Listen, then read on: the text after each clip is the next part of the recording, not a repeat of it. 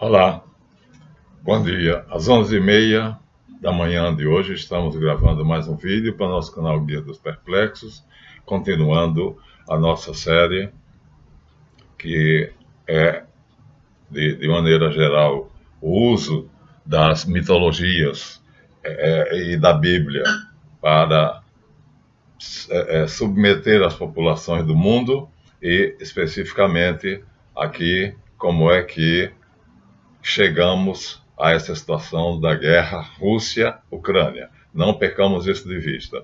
A ordem mundial já tem sido fundada por Esdras e depois foi transformada no que é hoje o Movimento Sionista Mundial. Isso é fundamental saber. Esdras 430 funda a Kahal, que hoje tem o nome de Nova Ordem Mundial, de Movimento Sionista Mundial, e instalou a Nova Ordem Mundial. É exatamente contra a Nova Ordem Mundial que Vladimir Putin está lutando. Portanto, a guerra Rússia-Ucrânia não é nada mais, nada menos do que a rebeldia de um homem chamado Vladimir Putin contra a Nova Ordem Mundial, que tem por trás a família Rothschild, a OTAN e a sociedade, o Movimento Sionista Mundial.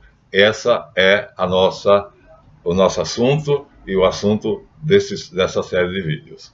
Agora, antes da continuidade, vamos então agradecer mais uma vez as doações por Pix 223-992-67753 e ainda estou sem dente, amanhã que será colocada a minha prótese, quarta-feira, e além do Pix, das doações do donativo, vocês terem aceito o Projeto Caribou como sendo vídeo-aulas. Nós temos recebido muitas perguntas e respondido a todas elas. E aqueles que querem se aprofundar podem fazer duas coisas. Primeiro, pedir material pelo meu e-mail, que eu boto sempre aqui no final, né? armarlanfe@gmail.com. É só pedir material. E outra possibilidade é também escrever para o meu Gmail, fazendo perguntas mais longas.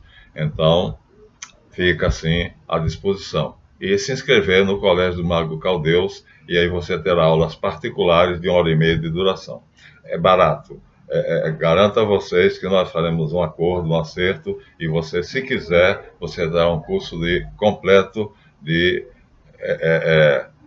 qualidade de vida, incluindo yoga, tarô, cabala, maçonaria, magia, religiões comparadas, mitologias comparadas, tudo o que eu consegui aprender em 42 anos de estudos.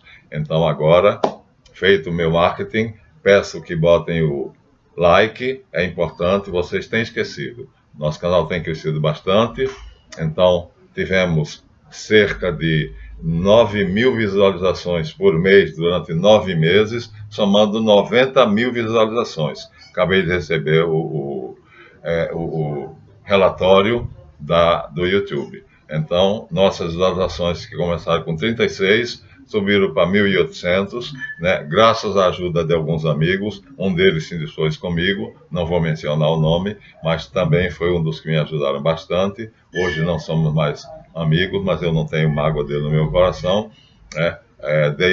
Mostrei o vídeo, né, que Magos e Charlatões é o título do vídeo. Quem quiser saber o que foi, vá lá. E agora vamos continuar. Bem, o que nós mostramos é o seguinte: segundo o livro História dos Judeus, que nós estamos seguindo, a Rússia, que era apenas um império, disputava a Polônia junto com outros impérios. O Império Austro-Húngaro, o Império Prussiano e o Império Russo. Esses três impérios disputavam a Polônia. Então aqui nós temos um mapa mais rapidamente possível, né, em que a Polônia é independente e aqui está a Ucrânia, né? Aqui está a Rússia, né? Aqui está o Império Prussiano e aqui está o Império Austro-Húngaro. Vai aparecer mais claramente no próximo mapa. Aqui, Império Russo, Império Prussiano e Império Austro-Húngaro. Então, esses três impérios disputam a Polônia. Acontece que, por ter tomado o partido de Napoleão Bonaparte, em 1815, está dito aqui, o czar Alexandre I recebe a Polônia e a Crimeia e a Ucrânia, junto com a Crimeia, junto com tudo, como prêmio, porque a Rússia participou da guerra, e então ela recebe essa porção de terra, tornando-se assim a Grande Rússia. Aqui está o mapa. Muito bem, vamos ver agora a partir de Alexandre I. Então, nós tivemos o cuidado de fazer uma relação dos czares a partir deste, porque os czares são uma lista imensa, mas só nos interessa a partir de Alexandre I. Então, Alexandre I, que transforma a Rússia em Grande Rússia, já que ela agregou a Polônia, que tinha a Letônia, a Lituânia e a Ucrânia, que é o problema atual, Rússia-Ucrânia. Então, começa aí. Quem quiser saber a verdade, então veja o nosso canal, veja, siga e você vai ver. Então, nós temos, fiz aqui um resumo, baseado nas nossas pesquisas, os czares, a partir de Alexandre I, que foi quem recebeu a Polônia, a Letônia, a Lituânia e a Ucrânia. Começa aí o problema. Não se pode compreender hoje a guerra Rússia-Ucrânia sem isso. A sucessão de czares é Alexandre I, que tornou a Rússia, a Grande Rússia, com a anexação do que se chamava Polônia, que era um estado, que tinha uma capital, uma cidade, cuja capital se chamava, por coincidência, Polônia também, mas que tinha a Ucrânia. Alexandre I, que é o que faz a Grande Rússia, a Rússia se torna grande, porque anexa a Polônia, que era enorme, e onde está a Ucrânia, governou de 23 de março de 1801 a 1º de dezembro de 1825. Em 1815, foi quando o Congresso de Viena transformou a Polônia no Grão-Ducado de Varsóvia e deu a ele de presente. Então, a partir de 1815, a Rússia se torna a Grande Rússia. E Alexandre I, que tinha começado a governar como czar, tinha ocupado o trono do czar no dia 23 de março de 1801, a partir de 1815, vai governar não a Rússia, mas a Grande Rússia, mas morre em 1825. Seu irmão, Nicolau I, vai sucedê-lo no governo, governando de 1º de dezembro de 1825 até 2 de março de 1855. Então, Alexandre I só governa 10 anos depois que transforma a Rússia na Grande Rússia, e é sucedido por Nicolau I.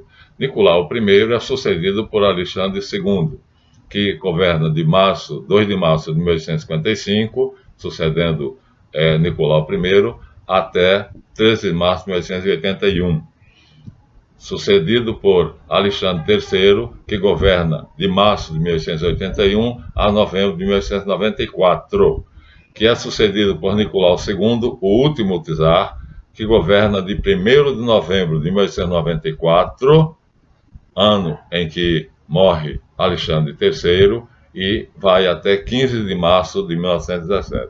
Este eu vou deixar em segredo o que é que vai acontecer. Por que é que ele foi o último czar? Aqui está, portanto, a listagem que nós fizemos e lemos para vocês, No livro judaico que nós pegamos, para que não haja a menor sombra de dúvida, nós temos aqui Alexandre I, que é quem transforma a Rússia na Grande Rússia.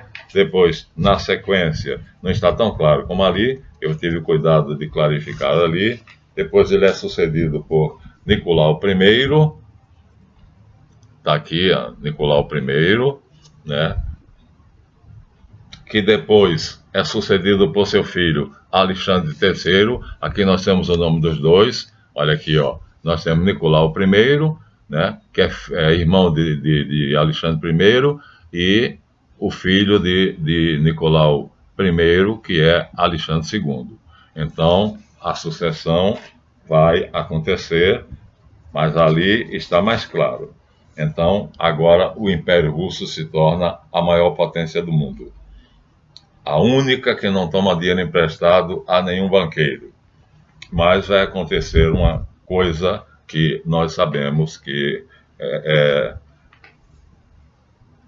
a Revolução Industrial, que por trás da ideia de ser a mecanização do mundo, os teares, a maneira de fiar de madeira é substituída por máquinas, mas por trás disto aqui, nós vemos que há uma porção de cidades que começam a usar a Revolução Industrial de 1848 para criar um movimento contra o czarismo. E quando, no famoso ano de 1848, é quando a Europa pegou fogo. Na França, na Prússia, na Áustria, na Boêmia, na Itália e na Polônia, a favor da instauração da democracia. Então, a democracia é o nome com que os partidos governados pelos judeus vão se unir, né, na Europa toda, França, Prússia, Áustria, Boêmia, Itália, Polônia, e a Polônia aqui, então, que já tinha sido anexada à Rússia, se alia para ter de novo a sua independência, e aqui começa a guerra. A guerra começa aqui. Então, com o czar Nicolau I. Então, é Nicolau I mesmo? Vamos ver. Alexandre II. Alexandre II, filho de Nicolau I. Então, Nicolau I, aqui a gente termina se enrolando. Alexandre I, vou ler de novo a sucessão ali. Então, o movimento, a Revolução de 1848, que é a Revolução Industrial, na verdade esconde, né, o plano de fazer um movimento para democratizar a Rússia. E isto o czar não sabe. Ele acha que simplesmente o mundo progrediu e se mecanizou. Então, Nicolau I da Rússia, portanto, que é o filho de Alexandre II, não, Nicolau I é pai de Alexandre II, então Alexandre II, nessa época aqui, não tem nenhuma ideia do que está acontecendo. E então, Nicolau I já tinha feito algumas tentativas de estabilizar a situação política entre judeus e revolucionários, democratas e o regime czarista, mas sem sucesso. Finalmente, há um apaziguamento. Esse apaziguamento é provisório e é rápido. E aí, continuando, né, na França e na Itália, são os principais focos da Revolução Democrática que pretende derrubar o czar. Ou o czarismo, não somente o czar, mas o movimento, o czarismo. Então a Revolução Industrial vem e junto com ela a Aliança Israelita Universal. Na França, Aliança Israelita Universal, que já é Movimento Sionista Mundial com outro nome. Depois vai assumir o nome mesmo. É a Kahal Hebraica lá de Esdras, que agora vai em progressão, né? O objetivo dela, a conquista do mundo, como os protocolos dizem. Na verdade, estou lendo agora a página 60 do livro de Isaac Jackson. Ouçam bem. Na verdade, não havia no mundo dinheiro real suficiente para pagar os milhões de libras, francos, marcos, florins, para custear os milhares de quilômetros de trilhos, vagões, locomotivas e estações necessários para a Revolução Industrial. O crédito bancário era fundamentalmente necessário e era judaico. As casas bancárias mais importantes no início do século XIX foram as de Seligman, judeu, Oppenheimer, judeu, Haber, Speyer, Bertman, Warburg, Einstein, Goldsmith, todos judeus. Mas em breve todas foram ultrapassadas pela carta dos Rothschild. Então todos eram judeus. Tornaram-se banqueiros, e esses banqueiros todos eram judeus. Vou repetir: Seligman, século XIX, Oppenheimer, Haber, Speyer, Bertman, Warburg, Einstein, Goldsmith, mas todos terminaram sendo empregados lambibotas dos Rothschild. O êxito dos Rothschild deveu-se principalmente à notável visão do seu fundador, o velho Amschel Bauer, de Frankfurt, na Alemanha. Todas as outras casas bancárias estavam localizadas num único lugar: Viena, ou Berlim, ou Amsterdã, ou Hamburgo, ou Londres. mas ele conseguiu. A Michel achou que deveria distribuir seus 5 filhos pelas mais importantes capitais europeias. E assim, Nathan fica em Londres, James em Paris, Salomão em Viena, Carly em Nápoles, ponto estratégico, e o mais velho, a Michel, continua em Frankfurt, ao lado do pai. Os Rothschild continuam unidos, portanto, 5 filhos unidos ao pai. E assim foi durante todo o tempo. Manteriam entre si um intercâmbio de informações sobre todas as alterações locais que poderiam ferir de alguma maneira no mundo das finanças e na política. Consta que usavam pombas correio para comunicar-se, porque naquela época não havia ainda correio. Nem ainda tinha sido inventado o telégrafo. Os Rothschild tomaram parte em todas as iniciativas, revoluções, vamos dizer, destinadas a ampliar o progresso industrial marítimo e ferroviário, não só na Europa, como também na Ásia. O objetivo dele era derrubar o czar. Na África e na América, inclusive no Brasil. Contribuíram aqui com o barão como é que se chama? Do Rio Branco. Então, na África e na América, inclusive no Brasil. Então, contribuíram com vultuoso empréstimo para que o governo brasileiro pagasse ao de Portugal a quantia estipulada como indenização pela nossa independência. Olha que vergonha. Aqui diz claramente que quem pagou a independência do Brasil, o governo de Portugal, foi Rothschild. 20 milhões de libras esterlinas. Está aqui. Já tinha dito a vocês em outro vídeo. Também subvencionaram mais tarde as iniciativas do Barão do Mauá para instalar a iluminação a gás no Rio de Janeiro, para construir as primeiras entradas de Estado no país. Então está aqui. Rothschild toma conta do mundo, mandando, portanto, submetendo assim todos os banqueiros judeus. Todos os banqueiros já eram judeus. E aí Rothschild, que é o maior banqueiro judeu, então toma conta de todos. Mas os Rothschild se tornaram famosos por seus atos de filantropia e, de qualquer maneira, Edmond de Rothschild colaborou decisivamente para a primeira colonização na Palestina em 1880. Então já começaram a colonização da Palestina, que depois seria invadida e tomada por eles. Assim, o Barão de Riche, que era na verdade o exilarca, ou seja, o rei dos judeus no exílio, então passa a ser substituído pelo Rothschild. Então o Barão de Riche é o último rei judeu no exílio, desde Esdras, que o rei no exílio era Zorobabel. Então aqui nós estamos em 1880 ou 1840. Revolução Industrial, 1840 ou 1880. 1848. Então, Zorobabel, da casa de Davi, aqui já está substituído pelo Barão de Riche. Mas continuam. Os judeus têm um rei no exílio, chamado exilarca, e aqui é o Barão de Riche. Mas os Rothschild têm dinheiro demais. Então o Barão de Riche dá o lugar aos Rothschild, e a partir daí eles se tornaram os soberanos. A partir de quando? 1875, eles passam a ser o rei dos judeus no exílio. Então os judeus têm um rei no exílio, está aqui, não estou inventando, está aqui. Páginas 60, 61. Pagaram a independência do Brasil para que Portugal não levasse o nosso príncipe Dom Pedro I. Pagaram 200 milhões de libras esterlinas. Então, vergonha para o Brasil. Então, nós somos dos Rothschild, e aqui está dito tudo isso. Onde? Num livro onde os judeus estudam na escola, numa escolinha. E a maioria dos brasileiros não sabe disso.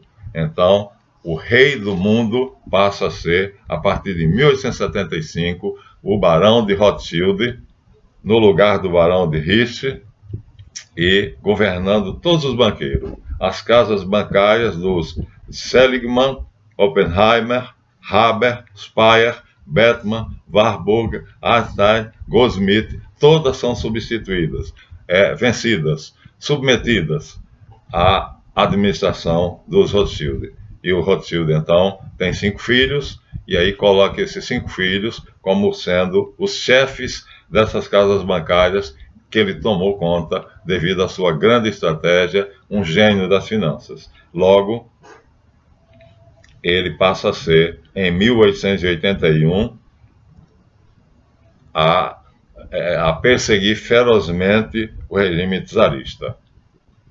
Então, passa a perseguir ferozmente o regime czarista. A briga é entre Rothschild e o czarismo. 1881, página 61. Então, o governo czarista recusou aceitar que Rothschild substituísse Reich, porque chegou à conclusão que os judeus russos só poderiam ser governados por alguém que fosse favorável à migração. E é isso que Rothschild vai fazer, vai migrar para a Palestina. Então, ainda vai haver um segundo, vamos dizer assim, co-rei, Montefiore, junto com Rothschild, mas Rothschild bota Montefiore no bolso facilmente. Aí vai acontecer o assassinato de Alexandre II, que vai ser explodido a bomba e vai ser despedaçado. Alexandre II, então, vai sofrer uma coisa fantástica, segundo denúncias do judeu Ashkenaz, Jacques Bernstein e de outros. Então vai haver os pogroms, ou seja, os judeus Ashkenaz, aos quais pertence Rothschild, pagam a polícia russa corrupta para espancar os judeus russos para que eles queiram sair da Rússia. Isso está dito aqui, os pogroms. E aqui nós estamos vendo Mendel Moshe Sforim, Shalom Abramovich, brilhante escritor e renovador cultural das massas judaicas na Rússia, então dirigindo um comitê de escritores, dizendo que o czar estava maltratando os judeus na Rússia, chamados pogroms. Na verdade, eram pagos pelos Ashkenaz. Quem são os Ashkenaz? Vai aparecer aqui. Os Ashkenaz são judeus de origem kházara, caucasiana, e são eles quem vão financiar os pogroms, subornando os policiais corruptos para que maltratassem os pobres judeus que não têm a menor ideia do que estava acontecendo, porque a briga era entre os judeus liberais, que queriam a democracia da Rússia, os banqueiros, e os czares. E os judeus, coitados, simples, inocentes, os chamados sefaraditas, então terminam sem saber o que está acontecendo, sendo espancados, maltratados, e enquanto isso a propaganda é pela liberdade dos judeus de toda a Rússia. Aliás, pela liberdade dos habitantes de toda a Rússia. Página 78. Essa é a propaganda bolchevique. E aí surge o livro Os Protocolos do Sábio de Sião, que diz isso, que denuncia esse plano que nós temos aqui. E aí Alexandre lê, o czar Nicolau, não é Alexandre, é Nicolau, lê os protocolos, e aí, aqui não diz qual é o Nicolau, primeiro ou segundo, mas aí ele é mais forte ainda. Ele toma medidas ainda mais fortes, e em 1905 os protocolos são publicados na Rússia. E em 1908 são publicados novamente. E há uma premeditação de publicar internacionalmente em 1914, que não é conseguido, porque a Guerra Mundial instala. Por coincidência, continuam os pogroms, ou seja, pagos pelos judeus Ashkenaz, que não são semitas, são caucasianos, portanto não são judeus, portanto é uma farsa, os Rothschild são uma farsa, não são judeus, são caucasianos, as bochechas de Leonel de Rothschild são alemãs, são rosadinhas, enquanto que se você vê um judeu como Tony Ramos, um judeu como Silvio Santos, um judeu como José de Abreu, você percebe a diferença entre ele e um alemão. Ora, então acontece que os protocolos estavam certos, mas não são judeus semitas. Na verdade, são judeus Ashkenaz, que não são judeus. Portanto, eu não sou antissemita e não sou antijudeu. A verdade é que entram em cena judeus, uma raça que odeia os judeus de verdade, os judeus semitas, e os judeus semitas, coitados, sem saber disso, aceitam, né, essa classe de criminosos que vem do Cáucaso e que se chamam cázaros. É uma tribo inteira que vem para a Alemanha, exatamente onde toma o nome de Bauer e mais tarde tomará o nome de Rothschild. Aqui, então, eu quero encontrar, né, o nome deles, a imigração Ashkenaz. Tenho que encontrar a imigração Ashkenaz.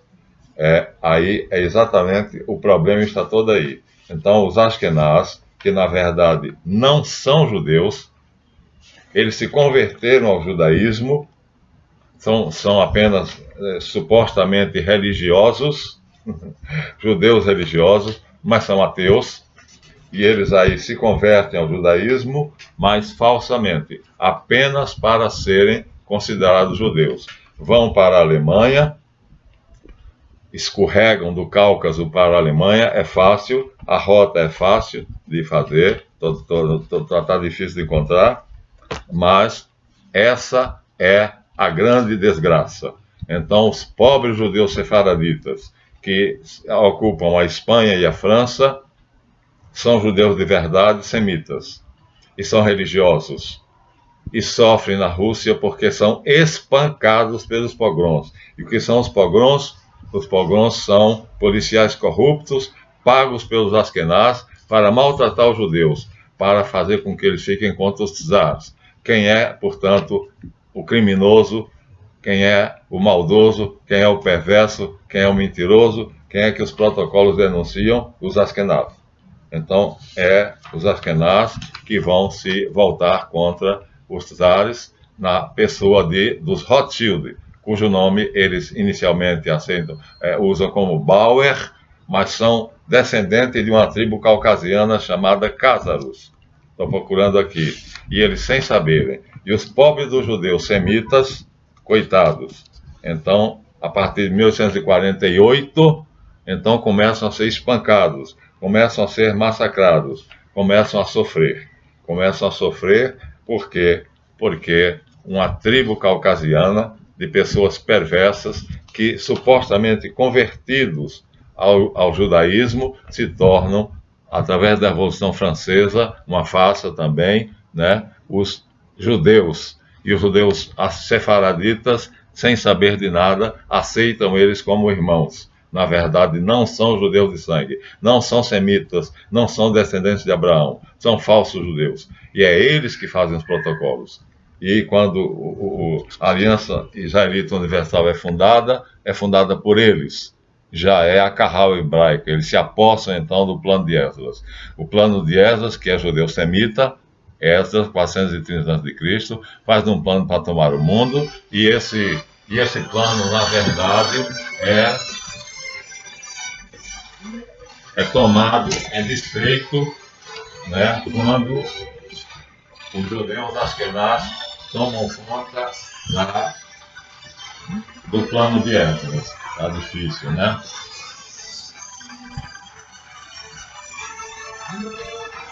O telefone agora decidiu tocar, né?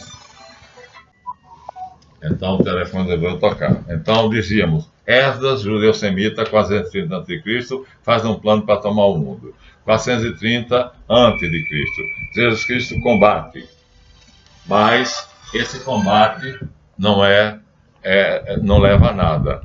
Né? Na verdade, a Kahal continua e vai tomar o nome de Aliança Israelita Universal antes de tomar o nome do Movimento Sionista Mundial, né? Fundado por um judeu que ainda é semita e que, portanto, talvez faça isso com boa intenção, Theodor Herzl. Olha, a fisionomia dele é de um judeu semita, é moreno, e acontece que se você for olhar os judeus Ashkenaz, eles são loirinhos, eles são branquinhos, a pele é rosada, a bochecha é avermelhada. Então é essa casta de criminosos que vai fazer com que os judeus semitas e o Theodor Herzl, sem saber, então transforma a Kahal, quer dizer, aproveita o movimento de Esdras, achando que eles vão se dar bem, porque Abraão prometeu aos judeus dominarem o mundo. E aí ele, talvez inocentemente, faça isso, porque ele era um patriota, mas ao fazer isso ele está abrindo a brecha para que os judeus askenaz tomem conta, né, do movimento que Esdras começou lá no ano 1400, no ano 430 a.C., e aqui está, a imigração askenaz. Vou ler para vocês. Está aqui, ó, página 90 do livro de Isaac Zech. Está tudo contado aqui. O judeu não esconde, ele não mente. Na verdade, ele conta tudo. O brasileiro é que é ignorante. Naquela época, em que época? 1836, havia cessado a imigração sefaradita, ou seja, sefarades, semitas, né, judeus de verdade, descendentes de Abraão, habitavam na Espanha e na França, se concentravam ali. E aí os askenaz, que na verdade é o nome que eles vão receber, mas são caucasianos, e o nome da verdade deles é cázaros, eles vão escorregar, vai ser fácil, do Cáucaso para a Alemanha. Então, cessou a imigração sefaradita, ou seja, os judeus semitas deixaram de ir para a Europa, ficaram em outros países do mundo e chegavam os judeus askenaz, predominantemente alemães. Aqui está o golpe. Descem do Cáucaso por uma estrada, a tribo toda. O rei se converte supostamente ao judaísmo e escorrega pelas montanhas do Cáucaso e termina chegando até a Alemanha. Lá ele se fixa, toma o nome de Bauer, nome falso, porque um caucasiano não teria o nome de Bauer. E é ele que vai começar a dinastia Rothschild, inicialmente com o nome de Bauer. O líder dos judeus austríacos era Auguste Bonde, que aceita eles inocentemente. Então, os judeus sefaraditas, semitas, que são religiosos, mas que têm um engano, interpretam que Abraão recebeu de Deus a promessa de governar o mundo. Isso é um engano. Nós cristãos sabemos que não é isso, né? Essa promessa de governar o mundo seria um governo espiritual, seria mostrar ao mundo, por exemplo, a Cabala como sendo a maior forma de misticismo que o homem já conheceu. Isto devia ser ensinado. O judeu tem esse segredo e ele deveria espalhar isso. Era um governo espiritualista que terminaria fazendo com que o mundo respeitasse os judeus e a raça judaica governaria o mundo de fato, mas a partir de uma supremacia espiritual, a partir da filosofia, porque os maiores filósofos do mundo são judeus, os maiores cientistas do mundo são judeus.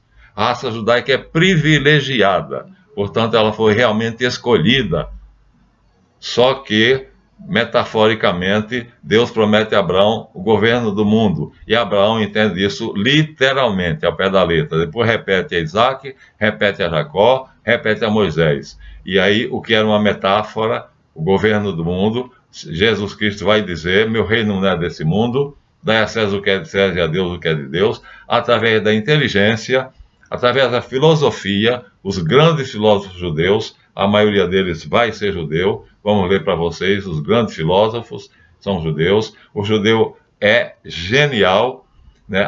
O percentual de judeus é 10% da humanidade. Na verdade, eles é quem conduzem o progresso humano. Se você ler, né, o progresso da humanidade, você vai ver, é incrível que 10% da humanidade é constituída de judeus, e esses 10% são responsáveis pelo progresso científico, pelo progresso filosófico, pelo progresso espiritual da humanidade. Ainda hoje, o livro mais lido no mundo, o livro mais vendido no mundo, é escrito pelos judeus, é a Bíblia Sagrada.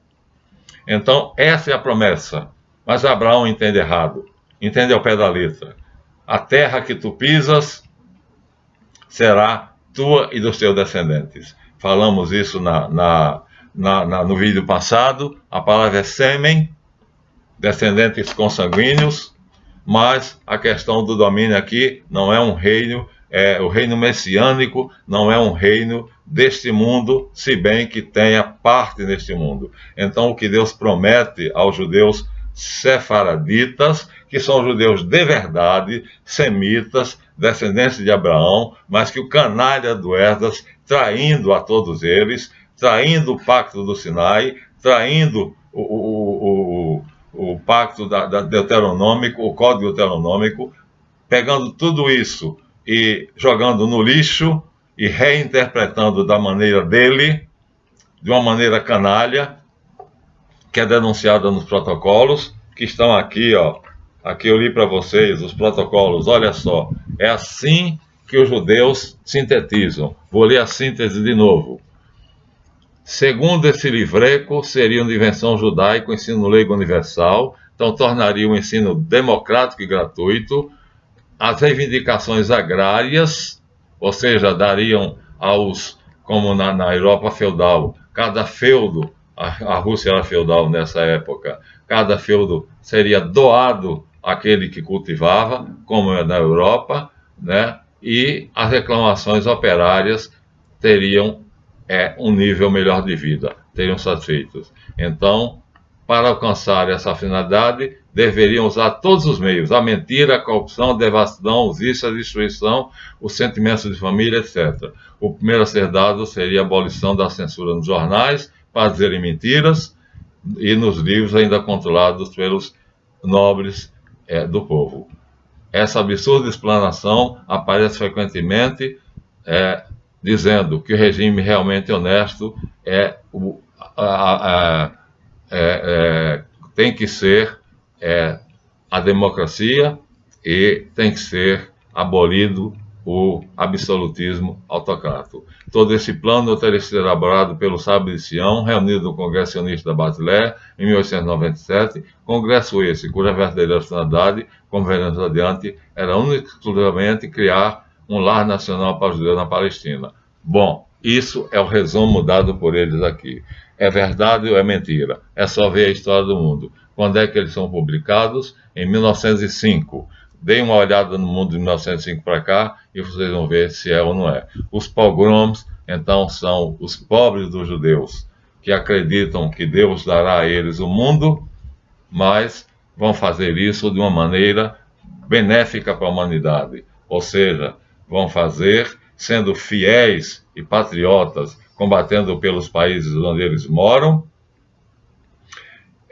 e sendo os expoentes na filosofia, na medicina, na tecnologia. 10% de judeus são, na verdade, responsáveis pelo progresso da humanidade. Isto é o reino messiânico. Por isso são o povo eleito, mas os sefaraditas. E aí, infelizmente, para esse povo privilegiado, acontece de uma tribo de criminosos chamados Ashkenaz. Na verdade, são caucasianos, não tem nada de semitas, não tem sangue de Abraão nas veias, mas eles aproveitam a Revolução Francesa, que é uma farsa, e conseguem a cidadania judaica. Sem saber disso, Augusto Bonde, que é o representante na época do judeu sefaradita, aceitam-nos como irmãos. Está feita a desgraça. Então, o chefe dos sefaraditas, Augusto Bonde, aceita que os judeus ashkenazitas, falsos, mentirosos, criminosos, sejam considerados de nacionalidade judaica. Ou seja, o que seria apenas os religiosos convertidos, né, portanto, conversos ao judaísmo, se tornam judeus de nacionalidade judaica. Aqui está o problema, aqui está o nó. É aqui que vai acontecer tudo, porque eles vão se apropriar dos planos de Esdras, que seriam desenvolvidos pelos judeus sefaraditas, que são os autores da nossa Bíblia Sagrada. Embora Esdras tenha sido um canalha e tenha feito a dominação do mundo de qualquer maneira, mas os judeus não vão fazer de qualquer maneira. Eles vão fazer de uma maneira, não vai ser totalmente certa, porque o plano de Esdras é um plano, vamos dizer assim, os fins justificam os meios. E ele vai desconstruir a Bíblia e vai criar a Kahal, que é uma sociedade restrita e secreta, que vai se transformar depois na Aliança Israelita Universal e depois vai se transformar no movimento sionista mundial. Mas os judeus, mesmo sefaraditas, religiosos, que que escreveram a Bíblia, eles são enganados por Esdras, porque eles obedecem. Eu li para vocês no livro, no trabalho acadêmico, né? Agora esqueci o nome do autor do trabalho, né? Falando sobre Melquisedeque. Então, ele mostra que Esdras toma o templo, sequestra o templo, toma conta do Corbã. Então, Esdras é um canalha, mas não os judeus. Não podemos medir os judeus por Esdras. Ele é que funda uma sociedade secreta chamada Kahal, que quer dizer Assembleia, e essa Assembleia secreta vai governar o mundo sem que os judeus saibam disso. Já vimos aqui, né, no trabalho acadêmico, que sem saber os judeus vão se submeter. O templo vai ser o centro de poder dos sacerdotes judeus, mas são judeus perversos. E não são esses os judeus verdadeiros. Os judeus verdadeiros são Nicodemos, são Lázaro, são aqueles que são amigos de Jesus Cristo, são os líderes verdadeiros que não estarão presentes na condenação de Jesus. Então, volto a dizer, né, aqui está o grande problema. Coitado do Augusto Bonde, líder dos judeus austríacos, está aqui, aceita, né, que o que foi feito em 1789 se consume em 1848. Em 1789, a Assembleia Constituinte Francesa declara que os Ashkenaz, que são caucasianos, sejam considerados de cidadania judaica, passam a ter nacionalidade judaica. Isso vai ser o grande problema da história, porque eles são perversos, criminosos e maus. E os pobres judeus, sefaraditas, ou seja, semitas, crentes, muitos nem sabem do plano de Esdras, que governa o mundo de maneira oculta, a Kahal, e os judeus, que são, na verdade, responsáveis pelo progresso do mundo, por isso são considerados a raça eleita, crentes na Bíblia, são chamados sefaraditas, ou sefaradis, e agora são enganados pelos Ashkenazi. E aqui está o problema. Augusto Bionde, líder dos judeus austríacos, aceita em 1848 a farsa que foi feita em 1789 na Revolução Francesa, feita para isto. A Revolução Francesa foi feita para isso, para transformar os caucasianos em judeus de nacionalidade judaica. Conseguem, no parlamento, na Assembleia Constituinte Francesa, eles conseguem isso através de um golpe. Um deputado judeu convence o parlamento judaico, os Estados Gerais de Tours, e aí os desgraçados, miseráveis e criminosos caucasianos, Ashkenaz, são transformados em judeus. E os pobres judeus vão sofrer por isso. Hoje temos o testemunho de Jacques Bernstein e de outros judeus Ashkenaz que perceberam que a raça deles não prestava e denunciaram isso. Myron Fagan, judeu Ashkenaz. Einstein, judeu Ashkenaz. Mahatma Gandhi, judeu Ashkenaz, rejeitam, repugnam e saem do partido dos Ashkenaz. Recusam a cidadania Ashkenaz, recusam esses criminosos e saem. Nós temos de próprio punho a carta de Einstein dizendo que não pertence mais ao judaísmo ashkenazita, ao movimento sionista mundial. Então, os judeus ashkenazes também não são todos criminosos. Embora Jacques Bernstein e o Myron Fagan e outros judeus ashkenazes denunciem isto, o que já mostra que eles são honestos. Então, eles são ashkenazes, podiam ter gozado do privilégio de governar o mundo como está aí. Mas agora tem alguém que parece que o Nicolau II ressuscitou na figura de Vladimir Putin. É o que foi dito num vídeo que eu acabei de ver. Então, aqui está, minha gente, o grande problema. Acontece aqui. Os protocolos, na verdade, são verdadeiros e são escritos pelos Ashkenazes. E quem faz, talvez inocentemente, considerado herói nacional, é um judeu sefaradita. Theodor Herzl, considerado um herói no Israel askenazita, onde, se vocês lerem o livro de Jacques Bernstein, vai dizer que foi lá em Israel e sofreu. No início foi muito bem tratado, mas quando quis casar com a judia sefaradita, ele era askenaz. Quando quis casar com a judia sefaradita, não quiseram deixar que ele casasse, porque os askenazes não se misturavam com os sefaraditas.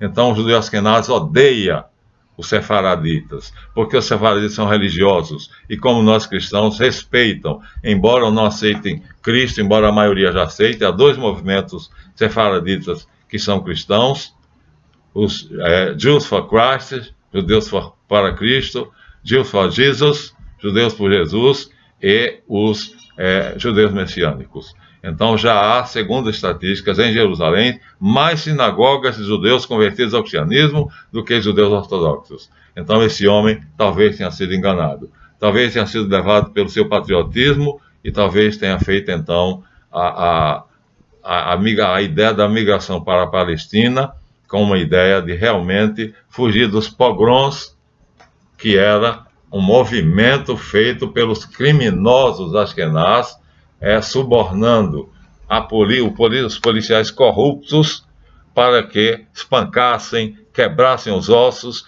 E é uma tristeza você ver as fotografias dos judeus russos maltratados, quebrados, coitadinhos. É triste ver por quem? Por ordem dos judeus askenaz. Então, quem faz essa denúncia é um judeu sefaradita, Israel Davidson Weiss, o rabino Weiss. Ele faz, eu não sabia disso e achava que os judeus eram maus, quando de repente o rabino Weiss diz: há duas correntes judias e os askenaz odeiam sefaraditas. E aí, quando Jacques Bernstein, que é askenaz, vai para Israel, ele é muito bem tratado como askenaz, porque Israel é um estado askenaz. Por isso a bandeira, o símbolo não é a menorá, é a estrela de 6 pontas. A menorá seria o símbolo sagrado dos judeus ortodoxos. E a estrela de 6 pontas é um símbolo pagão. É um símbolo dos deuses pagãos. Marduk e os deuses lá. Então mostra que Israel, o título do livro do Jacques Bernstein é A Vida de um Judeu Americano na Israel Marxista, Comunista, Racista. Está na internet, podem baixar, vai ver a denúncia. Aqui está o problema. Infelizmente, os sefaraditas são enganados. O golpe que eles deram na Revolução Francesa, transformando-se de convertidos ou prosélitos do judaísmo como nacionais judeus, adquirem a nacionalidade judaica. Esse é o golpe. Com o nome de Bauer, se situam na Alemanha, se radicam na Alemanha, enriquecendo através de processos ilícitos e mudando o nome de Bauer para Rothschild. Eles fundam, quer dizer, aproveitam o plano diabólico de Esdras, que é um judeu sefaradita, mas é perverso, e que vai governar os judeus comuns, inocentes, e vai transformar-se no governo oculto dos judeus. E vai criar um rei que vai substituir o rei legítimo da dinastia de Davi, e esse rei será chamado Exilarca, o rei dos judeus no exílio. Hoje, a dinastia Rothschild. Pronto. Não sei se esse vídeo vai passar, mas tirei daqui. Todos os dados são tirados daqui. Mas Nicolau II, quando reina, então acontece uma coisa que já li para vocês. Um telegrama do Estado-Maior do Exército Americano denuncia que em 1916 a Polícia Secreta Americana descobre um plano para destruir o Estado czarista, o czarismo na Rússia. É o primeiro golpe para os askenaz. Eles achavam que estavam fazendo tudo secretamente. E todos os participantes, já li para vocês, são judeus askenaz. Eles vão tomar conta do mundo e vão reinar. Está dito aqui.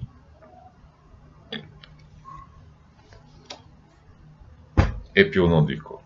Chega, 50 minutos, é isso que vai acontecer, e aí, aos poucos, você vai entender por que Putin se revolta, se rebela, e agora quer de volta a Polônia, e a guerra Rússia e a Ucrânia, na verdade, seria Putin querer de volta o que era de Nicolau I, de Alexandre III, de Nicolau II, e vai por aí adiante.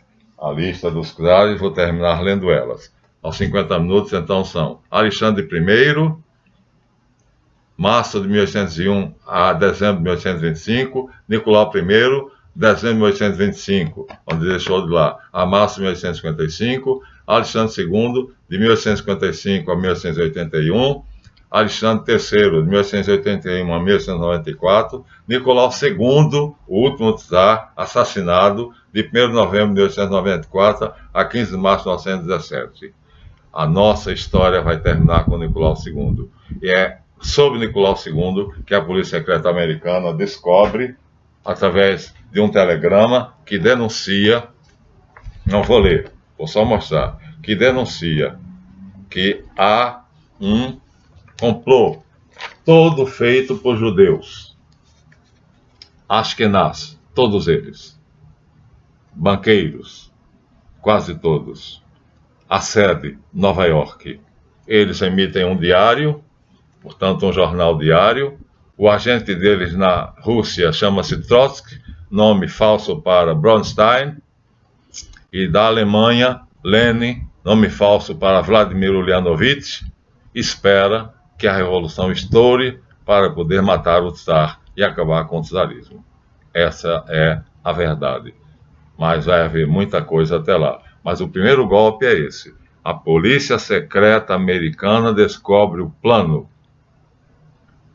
Essa é a primeira grande surpresa. Mas eles conseguem superar, porque o dinheiro compra tudo e eles subornam.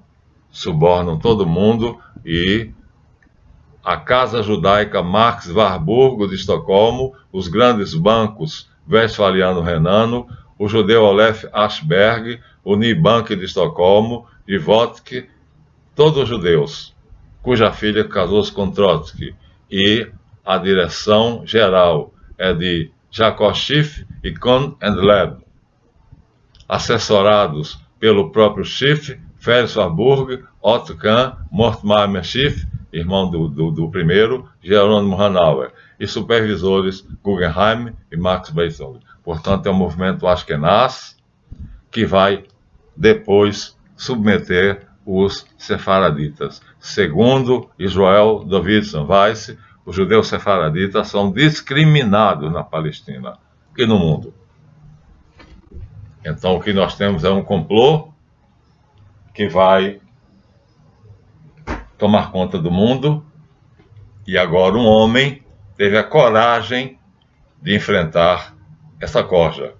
Esse homem se chama Vladimir Putin, que talvez fosse, segundo o vídeo que eu vi hoje, Nicolau II ressurgido das cinzas feito fênix para pôr fim à opressão, né, ao crime e à organização, vamos dizer assim, dissoluta, que se chama OTAN, que é um braço do movimento sionista mundial.